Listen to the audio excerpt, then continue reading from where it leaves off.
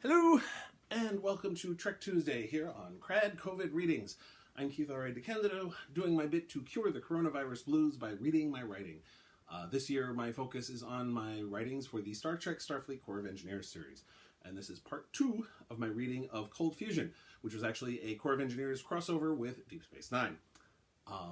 Two things I want to mention before I start reading part 2. One is to urge you to support me on Patreon, because my Patreon is awesome. I've got lots of reviews, monthly movie reviews, anywhere between 1 and 5 TV reviews per month.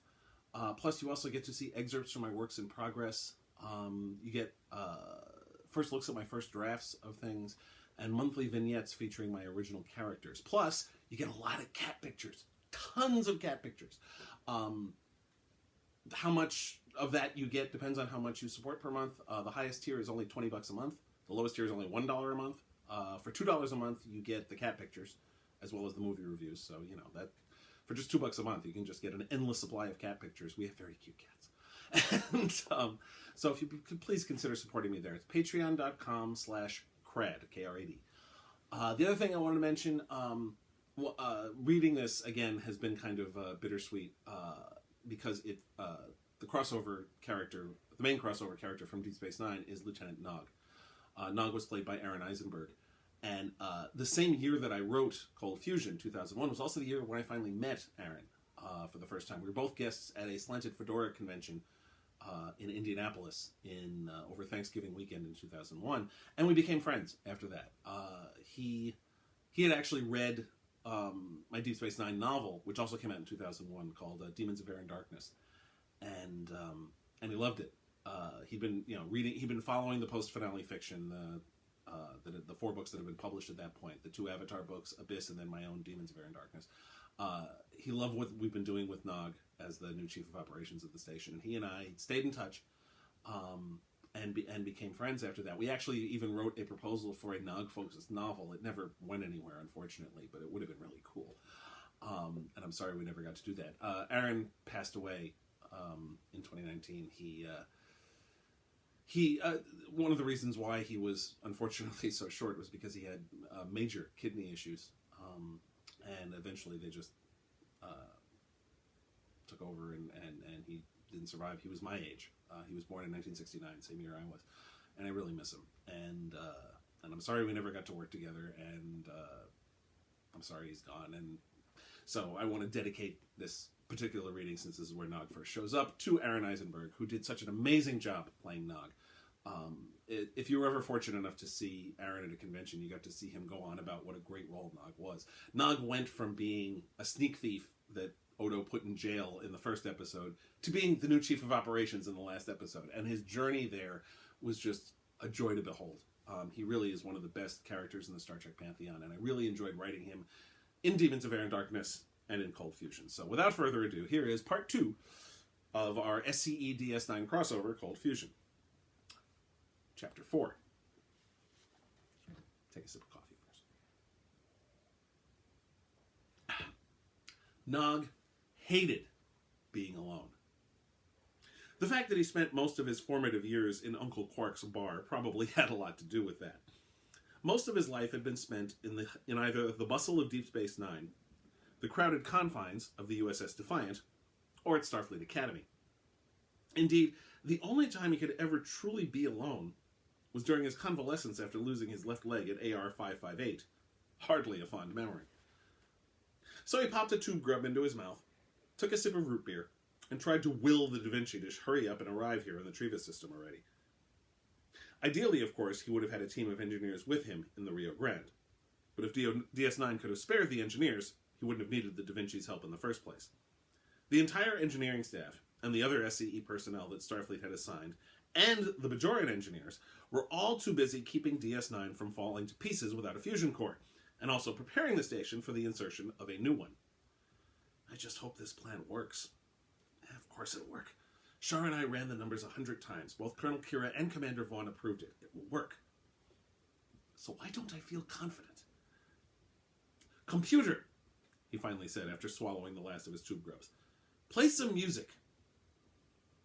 Please specify. Nog thought for a moment. Well, since I am alone, may as well take advantage. Play the third movement from Bleelu's Endless Dream. The drad music cascaded over Nog's ears, and he immediately felt more relaxed.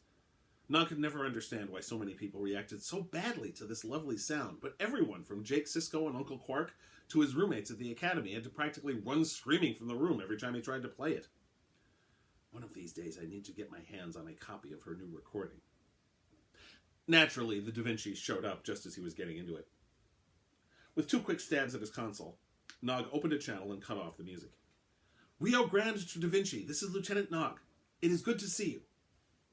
The face of an older human with wispy white hair on his head and 4 pips on his collar appeared on the view screen.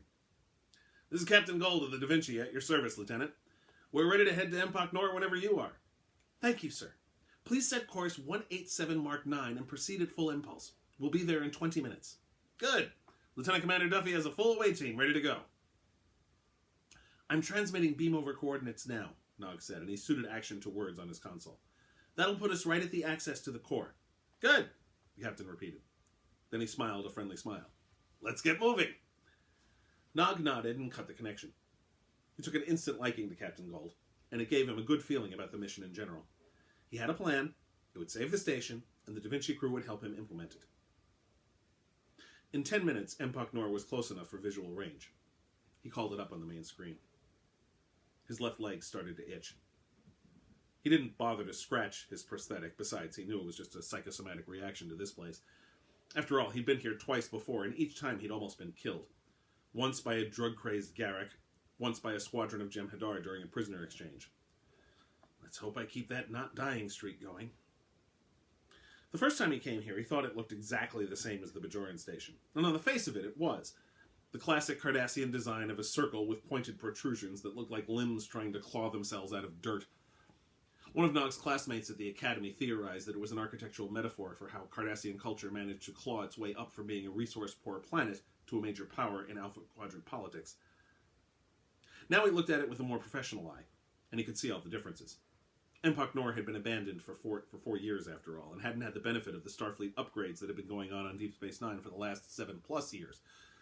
Empok Nor had none of the weapons or sensor upgrades, the improved structural supports, or any of the other dozens of improvements, some of which Nog had been involved with himself. Of course, Empok Nor, right now, had one very critical thing that DS9 didn't, and it presently sat enticingly in the lower portion of the station. A working fusion core. The core was still active, too, and the quick scan Nog did show that life support and artificial gravity were still functioning, as they were last year when the Defiant rescued Colonel Kira from the Pa Wraith's cultists. However, some of the readings Nog noticed didn't jibe with the readings the Defiant took back then.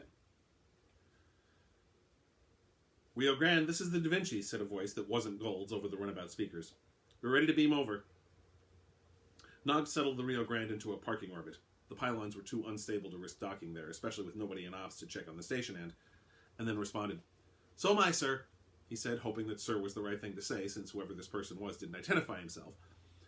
It was probably the Lieutenant Commander Duffy person Gold mentioned, assuming Duffy was also a male, as the voice was. He'd been so busy quadruple-checking his calculations, he hadn't had the chance to familiarize himself with the names of any of the Da Vinci crew. Setting the runabout on standby, he programmed the transporter to beam him to the core access. Within moments, he was present on the eerily familiar catwalk. An access panel was at his right, as were 9 Starfleet personnel, all, Nog noticed, in gold-trimmed uniforms, with the exception of the Nasset, who simply wore a comm badge. Nog assumed the 4 humans and 1 Bolian holding very large phaser rifles were security, and the 2 humans, the Nasset and the Binar, were the actual S.C.E. team. He was surprised to see a single Binar. I thought they all came in pairs, and one of the human engineers looked familiar. He also noted that only 2 of those present were officers. Though an officer himself, his years studying under Chief O'Brien had made Nog appreciate the importance of enlisted personnel, especially in engineering. The human female security officer started directing her people to take up positions at various parts of the catwalk.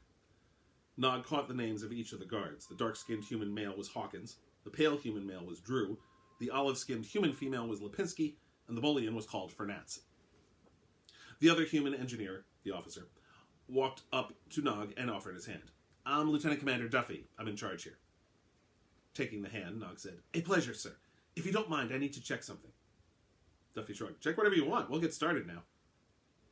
Blinking, Nog said, Excuse me? Don't worry, Duffy said, putting a hand on Nog's shoulder. We'll get your core for you before you can eat a tube grub. Sputtering, Nog said, But, sir, with all due respect, I've already... Don't worry about it, kid. Kid? Commander Duffy, I'm not a kid. I'm the Chief Operations Officer. Hey, Duff, you'd better take a look at this. You too, Nog. Nog looked over to see that the other human engineer was at the console. Duffy moved to join him, as did Nog. Once he got a good look at his face, Nog finally recognized him. Stevens, right? Fabian Stevens smiled down at Nog. Yep, good to see you again, Nog, and congrats. Then he turned to Duffy. Take a look.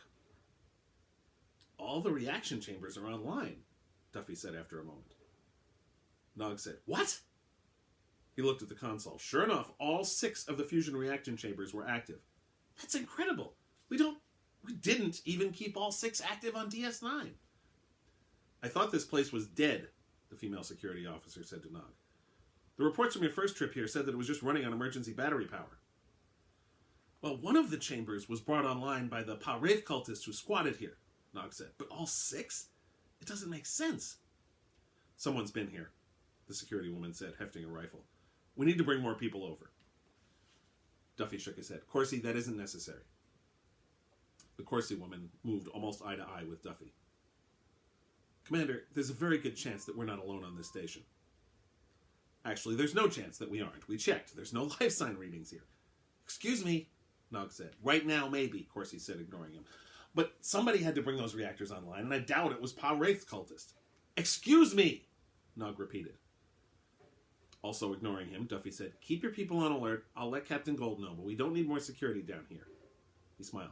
There's too many people on this catwalk as it is. Excuse me! Nog almost shouted. What is it, Lieutenant? Sir, I already have a plan laid out for the extraction of the core and the transporting of it to DS9. If you'll just... Again, Duffy put his hand on Nog's shoulder. Nog was sorely tempted to brush it off.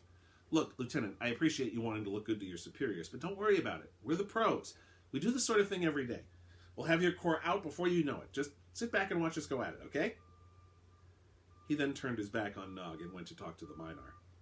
I don't believe this. I spent days on this, and they're just blowing it off. Who do they think they are? Before Nog could say anything, though, he heard a strange noise.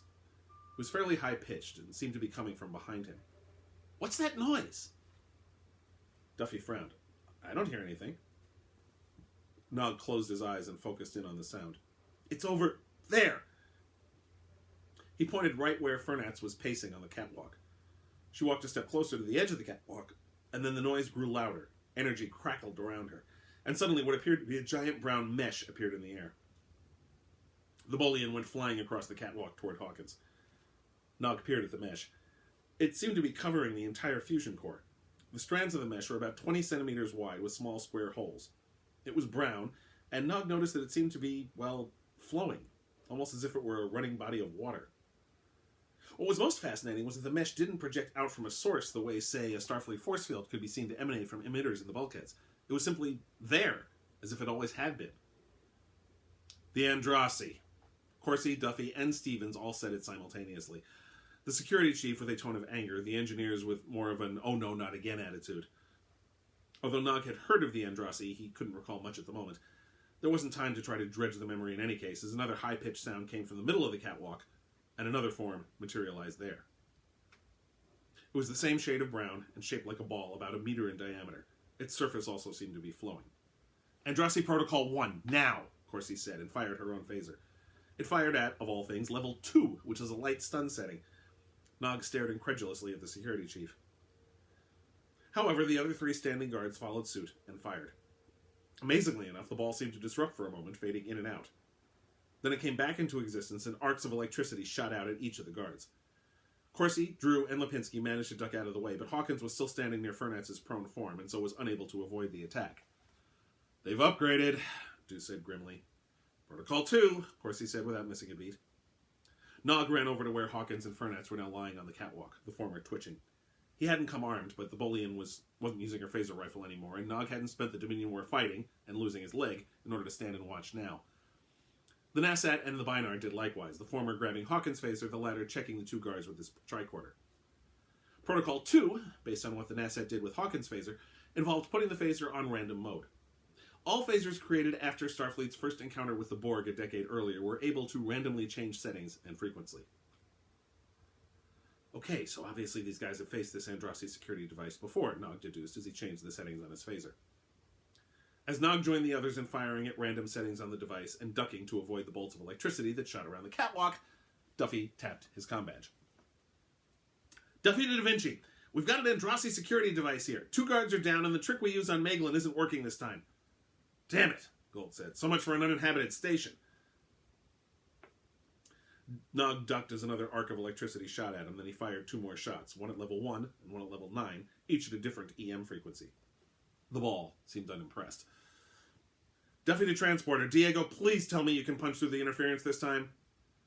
Sorry, Commander, but I lost the lock on you guys about a minute ago. Gold said, find a way this time, Feliciano. Trying, sir. One of Lipinski's shots disrupted the ball. Its surface stopped flowing, and it disappeared from view for a second. Unfortunately, when it came back into view, it immediately zapped her, and she also fell to the catwalk. Nog fired again, cursing the thing for its effectiveness. Lipinski hadn't had a chance to call out what setting she'd used, and there was no way anyone could risk moving over to her. Or so he thought. The Nasat suddenly curled up into a ball, making her look like a chitinous counterpart to the security device, and rolled over to Lipinski. 2 electrical bursts hit her, but they didn't seem to slow her down. She uncurled when she reached Lipinski and checked the setting. Level 4, low frequency, she said in a tinkly voice. Nog quickly adjusted his phaser accordingly and fired. So did the others. The brown ball fizzled and then disappeared. As soon as it did, the shots being fired continued through past where the ball had been. Drew, who had been standing opposite where Nog was crouched, barely ducked Nog's shot in time. Letting out a very long breath, Nog tried to ignore the latest phantom itch on his leg. The war's been over for months, and it seems like I'm fighting just as much since it ended as I did during it. Good work, Patty. Solo man? Duffy said. The Binar looked up at that. All 3 guards are alive, but they will require immediate medical attention. Duffy tapped his comm badge. Diego, any luck? Sort of.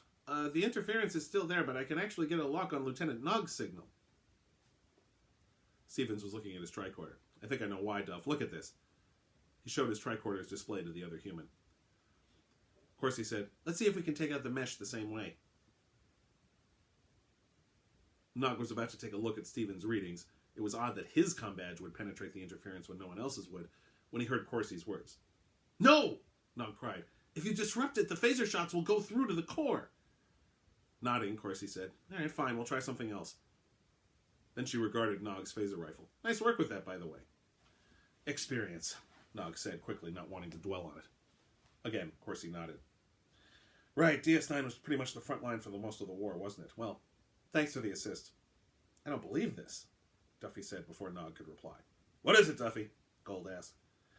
Captain, apparently these security devices are broadcasting a huge number of specific interference patterns, including ones keyed to our specific comm badges. In fact, one of them is 111's comm badge. Nog noticed the Binar wincing at that statement. Sounds like 111 isn't around anymore. Is that the other Binar? Is that why this one's alone and has such a weird name? It would certainly explain why he speaks so hesitantly. He didn't ask, though, but simply said, I don't get it. What it probably means, Gold said with a deep sigh, is that we're dealing with Overseer Byron again. Corsi fixed Stevens with an incredulous look. Wait a minute. You mean to tell me that when we were on Meglin, the Andraste scanned and recorded the comm badge frequencies of the entire complement of the Da Vinci and programmed it into their security on the off chance that they'd meet up with us again? Duffy smiled grimly. That's exactly what we're telling you, Corsi. Hey, Feliciano, Stevens said. I got an idea. Can you use the signal you're getting from Nog as a booster on the overall signal? If that doesn't work, Duffy said, we might be able to just take turns beaming people back and forth with his comm badge. Well, we can make it work, Stevens said. Just modulate the pattern enhancer to the upper ranges and increase the confinement beam's range. Nog looked at them like they were all insane. All they had to do was beam Nog himself up to the Da Vinci, then beam him back with a pattern enhancer. Or, Feliciano said before Nog had a chance to voice this thought, I can just beam the lieutenant up, hand him a pattern enhancer, and then beam him down. There was a dead silence. Duffy and Stevens looked at each other. Yeah, okay, Stevens said. I mean, Duffy added, if you want to actually do it the sensible way, sure. Rolling his eyes, Nog thought, these are the people I'm supposed to trust with extracting the core. Can the comedy, you two, Gold said. Let's get the lieutenant up so we can get the wounded out of there. Once that's done, we're going to yellow alert. If I know Byron, he'll be back, and I want to be ready. Hell, if DS9 didn't need this course so badly, I'd call the whole damn thing off. I want reports every 15 minutes, Duffy. Clear? As a bell, sir, Duffy said. Corsi said, Sir, I recommend that the new comm badges be replicated for the entire crew as well, and I'll need 3 more security guards to replace Fernatz, Lipinski, and Hawkins. Way ahead of you on the comm badges, Corsi. Barnack's already working on that. Nog, get ready to be beamed up. Yes, sir. As the transporter effect started to form around Nog, he heard Duffy say, We'll get to work on the...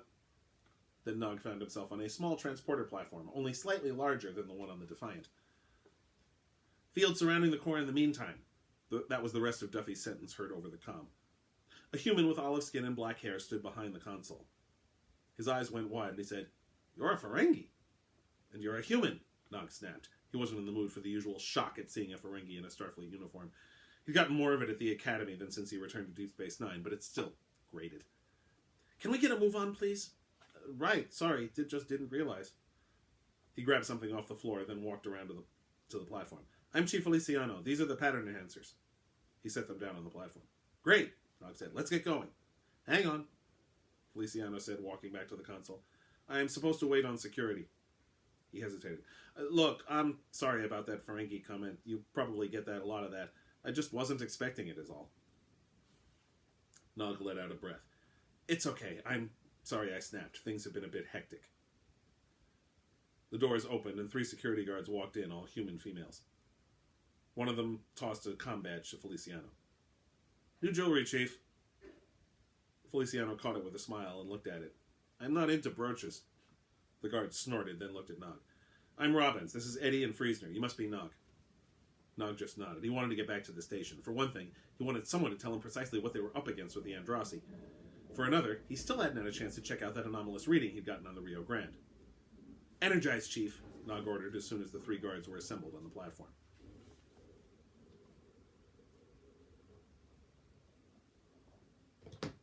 Chapter 5.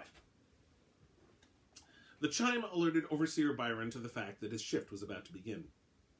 He awakened instantaneously and immediately noticed that something was wrong with the engines. The vibration of the deck that he felt under his bare feet as he got down off his hammock deviated from the norm. The Andrasi Overseer touched his ear with one hand. Engineering.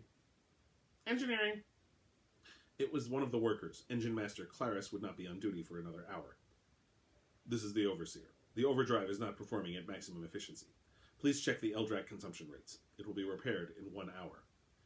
Yes, my Overseer, it will, the worker said without hesitation or surprise. After all, he was the Overseer. If he said it would be fixed in an hour, then it would be done. That was the way of things. If the worker somehow failed to bring the overdrive back to proper efficiency within that time frame, Byron would instruct Claris to have the worker disposed of and replaced. Within 5 minutes, Byron had removed his sleeping clothes and put on his Overseer's jumpsuit, tied his waist-length hair back, and put in the 5 nose rings that symbolized his position. The last he did in front of a small mirror. The reflection that gazed back at him was of a male Andrasi with light sepia skin, slightly wavy golden hair with a full brown beard, and an unusually bulky build for one of his kind. The latter was due more to his weakness for Enprat, a particularly fattening delicacy from the homeworld. As he prepared himself, he went over the day's schedule in his head, and also thought of a better way to integrate the new weapon systems they had obtained with Cardassian technology. He left his quarters, which were the same size as every other cabin on the ship, and went to the flight deck. Sub-Overseer Howie stood up upon Byron's entrance, as did the other 4 workers. They remained standing until Byron took his place at the front left seat of the rectangular deck. Byron turned his head slightly to look at the darker-skinned Howie in the seat to his right. The sub-overseer had trimmed his golden beard down to almost the skin, an affectation that Byron had never understood. Such attention to irrelevancies tended to interfere with the work. Still, Howie had proven to be competent at his job, and perhaps he would learn the uselessness of trying to groom himself as if he were a member of the elite. Like Byron, Howie was of the officer class, which meant, if nothing else, that he was entitled to eye contact when Byron spoke to him. Have we heard from the client? Howie blinked his eyes 4 times. Negative. We will receive a communication via subspace within the hour. No more specific time than that. Negative. The client is elusive with regards to punctuality, as usual. Byron sighed. He entered the idea he had earlier into the ship's vast database. "Overseer," one of the workers said. "Speak," Byron said without looking back. Those of the worker class were only worthy to be spoken to on duty-related issues, and then only when given leave. The security chief on the Cardassian station has been breached. Specifics. The Triovar field around the fusion core has been activated, and the Panchar has been disabled. Frowning, Byron turned to Howie. "Starfleet?" "Possibly. They have proven to be most resourceful." Again, Byron sighed. This was all the client's fault. Byron had not wanted to leave the Cardassian station, but the client had insisted on this face-to-face meeting, and also insisted that it take place here in the Vlugta system. It left the Cardassian station exposed to other salvagers. But the client needed to be kept happy in this particular case. The client was providing the upgraded holo emitters that Byron's sponsor, among the elite, had been wanting for so long. As with every other member of the officer class, Byron's sole purpose was to provide technology for the ship's elite sponsors. He had been particularly skilled at doing so for his sponsor. It had led to his quick promotion to overseer. In fact, Byron had achieved that rank faster than anyone in recorded memory, mainly because he knew how to properly exploit the clients. In this case, it was best to give in to this client's peculiar whims. However, now the security on the target had been breached. "Set navigational course 44491, he said without looking up. "Set FTL at 7.2. Send a subspace communication to the client. Message to read. Must investigate security breach on target. Will reschedule rendezvous when difficulty is solved." He did not give the orders to anyone specific. He knew that someone would carry them out. If they did not, he would simply dispose of the 4 flight deck workers and bring in replacements. Not that he expected that. His successes meant that the workers on his ship were particularly efficient. Sure enough, his status board indicated that all his orders were carried out with dispatch. The view screen showed the visual distortion of space brought about by the implementation of the faster-than-light drive. At 7.2 times 10 to the 9th times the speed of light, they would arrive at the Cardassian station in under an hour. "With respect, Overseer," Howie said, "the client will not like this." Byron looked at Howie. "The client will like losing the station even less. If it truly is Starfleet, we cannot risk letting them run loose." Howie scratched his nose at the spot where once he was promoted to full overseer, his 5th nose ring would go. "Might it be possible that the Da Vinci is the ship we will face?" "To speculate would be unproductive," Byron said. Byron considered. "However, I would certainly welcome a chance to face them again." The defeat at Maeglin still grated on Byron. He had not failed often in his career. "Overseer," said a different worker. "Speak." "Receiving telemetry from the Triovar field now." "Report." "It has detected and interfered with the communication badge signals from 9 members of the crew of the Starfleet vessel U.S.S. Da Vinci, registry NCC 81623. Kieran Duffy, Domenica Corsi, Fabian Stevens, 110, P8 Blue, Vance Hawkins, Stephen Drew, Andrea Lipinski, and Furnetz. It no longer detects those signals, however." "Perhaps they left," Howie said. "Or perhaps they discovered the interference and adjusted their communication badges accordingly," Byron said. "Adjust FTL to 9.5. That would bring them to the Cardassian station in 15 minutes. To go faster would risk damage to the engines, which Byron was not willing to do. As it was, he was disappointed in his emotional response to the presence of the Da Vinci. Such thoughts of revenge were inefficient. But he wanted to get back at the humans David Gold and Sonia Gomez and the rest of their crew for the humiliation on Maeglin.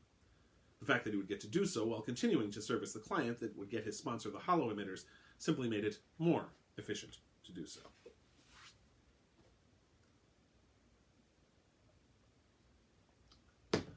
Chapter 6. Fabian Stevens stared at the Andrassi field that was now surrounding the fusion core. He spent the last several months trying not to think about their last encounter with the Andrassi. It had been Commander Gomez's first mission on the Da Vinci, and more than once he had been convinced it was going to be her last.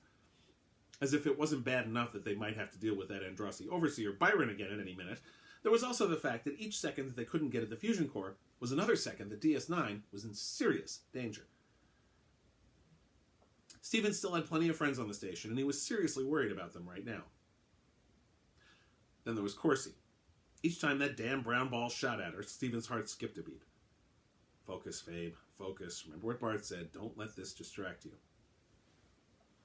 Looking over at that hard face, such a contrast from the peaceful woman who was sleeping next to him this morning, he knew that there was no chance of anything developing between them. Leaving aside any other considerations, he doubted that Domenica would allow herself to get involved in such an inappropriate dalliance. Not Domenica. She's Corsi. Or Corbreach. Let's keep it professional. He heard the familiar sound of a transporter. In fact, Stevens could tell just from the level of noise that it was 4 people materializing, and turned to see Nog, Eddie, Friesner, and Robbins appear on the catwalk. Nog had 3 pattern enhancers, which he wasted no time in placing in a triangle, with one point at Lipinski's twitching form, the other 2 around the heap that Hawkins and Furness had fallen into on the opposite side of the catwalk. Robbins, meanwhile, started distributing new comm badges to everyone. Stevens had to admire the thoroughness of Byron and his people, despite himself. That had proven a remarkably effective tactic. If Nog hadn't been here, we might have had serious problems. They probably still would have been able to get the casualties off station using the Da Vinci shuttlecraft, but who knew what other security was floating around here? After the 3 guards dematerialized, Nog said, "Can someone please explain to me what it is precisely that we are up against?" "Simple," Duffy said. "The Andrasi. They first showed up in the demilitarized zone a few years back, trying to convince the Maquis to accept their help." "Help?" Duffy sighed. "In a lot of ways, the Andrasi are like the S.C.E. They offer to fix technical problems. The difference is they always have a price." Nog seemed confused. "What's wrong with that?" Stevens grinned, once a Ferengi. "There tends to be a big difference," Duffy said, "between what they ask for and what they actually take. They've also been known to cause the problems in order to come in and solve it. Most of the places they claim to have helped out are usually worse off than when they were started, mainly because what they ask for is technology. They're constantly looking for new tech." "What about adjusting existing technology?" Nog asked. Stevens frowned. "What do you mean?" Nog walked over to a console. "When I got here, I picked up some strange readings." He started entering commands into the console. "Look at this."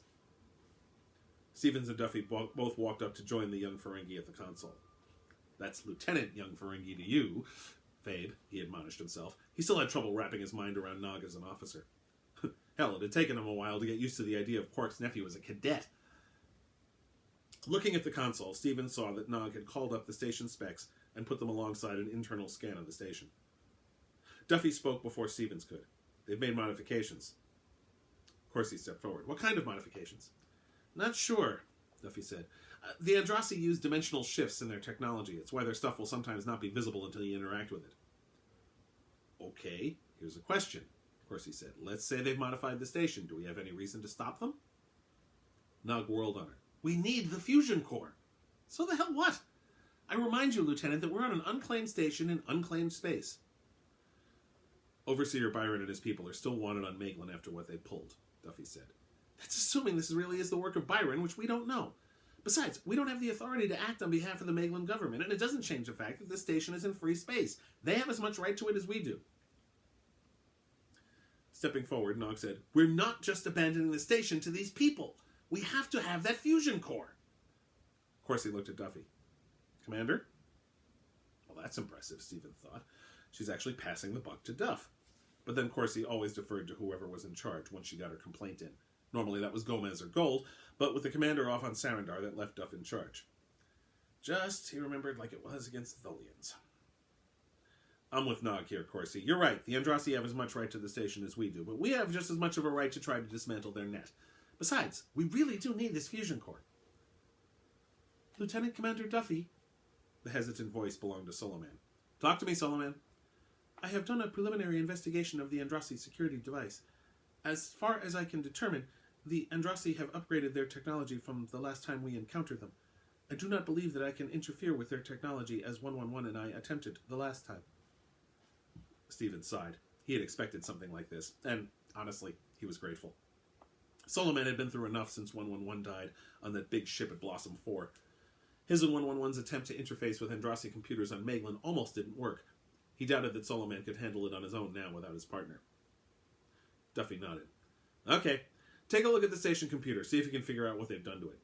"Yes, sir." Stevens thought about that incident on Blossom 4. The Beast, they'd nicknamed that massive ship that had fought the Enterprise to a standstill, and whose uninvited insectoid inhabitants had killed 111. It had been a near thing that they weren't all decapitated by those things. P-8 Blue skittered over on all eights. "I have an idea, sir." "Good, we could use one," Duffy said dryly. "The field was disrupted with a level 4 low-frequency phaser blast. The problem is, we can't just fire on it without risking hitting the core once it's disrupted." "We all know that, Patty." Then something occurred to Stevens, and he went back to the console. "Right," Patty said, "but what I'm thinking is that we can set up one of the rifles to emit a pulse at that level and frequency, and that would dissipate on impact no matter what." Well, it's certainly worth a shot, if you'll pardon the pun, Duffy added with a smile. That's it! Stevens cried. What is it, Fabe? I was trying to figure out why these modifications look so familiar. The Andrasi have added their own wrinkle to this stuff, but it looks like the same kind of tech that we found on the Beast. The Beast? Nog asked. An alien ship the Enterprise came across, Duffy said quickly. We crawled around its guts before we had to blow it up. It was huge, about 1,000 times the size of a Sovereign-class ship. More like a planet. Had some pretty nasty weaponry, too, as I recall. Patty was looking at another console. I think you're right, Stevens, she said. Once you compensate for the dimensional shift the Andrasi always use, the match is pretty close. Great, so the Andrasi came across a beast of their own, Duffy said with a sigh. Maybe it was even the same one, Stevens said, and they just copied the tech. Nog let out a small noise and said, It doesn't matter. We need to find a way to get around it. The Ferengi seemed particularly anxious. Stevens remembered that the kid was always a bit high-strung. Then again, with Rom as his father and Quark as his uncle, he could hardly be otherwise. And he's not a kid, he's a lieutenant. Easy, Nog, he said aloud. We'll find a way through it. Patty had gone back to modifying Eddie's phaser rifle. The security guard, in turn, was pacing the catwalk with a hand phaser. Stevens, meanwhile, started doing a more detailed scan of the modifications. Now that he knew what he was looking at, he was able to ask the computer the right questions, even this somewhat more limited Cardassian computer. It had been a couple of years since he had to deal with the eccentricities of Cardassian systems, and he hadn't missed it all that much. Modifications are done, Patty said, clambering up onto her hind legs while hefting the phaser. She handed it to Eddie. Would you like to do the honors, Claire? Eddie smiled. Happy to do it. Okay, Stevens thought, as he ran through the scan. The parts up on the pylons are in the same spot as where we put the weapons upgrades on DS9. No, wait, the ones on the lower pylons are different. Weird. But it looks like... Oh, boy. Eddie fired her phaser at the fusion core, or, more accurately, at the mesh surrounding it. Stevens noted that it looked like the Defiant's pulse weapons rather than the standard beam one got from a handheld phaser. It did, however, seem to have the desired effect. The mesh surrounding the fusion core disrupted and then disappeared, but the beam did not continue through to damage the core. Yes! Nog cried, pumping his fist. Good work, Patty, Duffy said with a grin. Duff? Stevens said, hating to dampen everyone's enthusiasm with what he just figured out. Yeah, Fabe. I think I know what they've done here. I'd kind of like you and Solomon to check it over, though. Duffy went to the console to examine his findings. Solomon was still communing directly with the main computer in that weird way Binars did. By the time he came out of his trance, Duffy was finished. I'd like to state for the record that this really, really sucks, Duffy said. He tapped his comm badge. Duffy to gold. Go ahead, Commander. I've got good news and bad news, sir. Give me the good news. We've broken through the force field around the fusion core, so now we can get at it. Good. Duffy let out a very long breath. The bad news is that the Andrasi appear to have salvaged some tech from the same people who built the Beast. Based on what we've been able to determine, assuming that our reading of the Beast equipment is accurate, and without being 100% sure how it works exactly, spit it out, Duffy. Duffy took a breath. The Andrasi are turning Empok Nor into the mother of all mobile weapons platforms. To be continued next week. Thank you very much for watching. FYI, the mission to Meglin that they mention was never actually chronicled. That was always, the S.C.E. had other adventures prior to their first one, and this was a reference to a previous one. They do go back to Meglin in one of the upcoming stories, Here There Be Monsters, which I will be reading in, I think, May. In May. And where they'll go back to Meglin, so there'll be other references to it, and we'll see the Andrasi again.